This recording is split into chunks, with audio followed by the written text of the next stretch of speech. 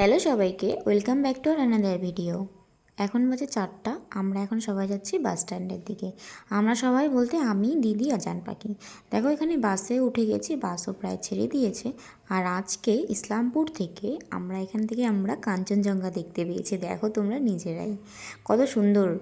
তো আমার তো খুবই ভালো লাগছে। আর আমরা যাচ্ছি কিন্তু বাড়িতে, আর সাথে দিদিও যাচ্ছে প্রথমবার। এখন আমরা বাড়ির জন্য টোটোতে উঠে পড়ছি, আর এখন নেমেও গেছি আমরা টোটোর থেকে। আর বাড়িতে যাওয়ার পরে দেখো অবস্থা ডগির।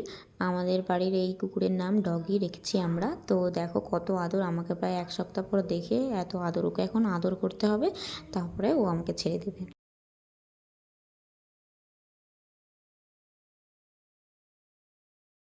প্রায় বাজে এখন 8:30। আমরা এখন সবাই রেডি হয়ে গেছি, খাওয়া দাওয়া কমপ্লিট করে আমরা বেরিয়ে পড়লাম। আমাদের পাশেই বড় বাউল মেলা হয় সেইখানে। আর তোমরা কিন্তু মাকে দর্শন করে প্রণাম করে নিও। আমরা এখানে পৌঁছে গেছি, আমাদের বাড়ির থেকে প্রায় 10 মিনিটের হাঁটা পথ। এখানে এসে তারপরে আমি দেখো এখানে সুতোও পরে নিলাম, আর এখান থেকে ফোঁটাও আমাকে দিয়ে দিয়েছে। উত্তর দিনাজপুর মাইনরিটি সেলের ডিস্ট্রিক্ট প্রেসিডেন্ট চেয়ারম্যান জাভেদ।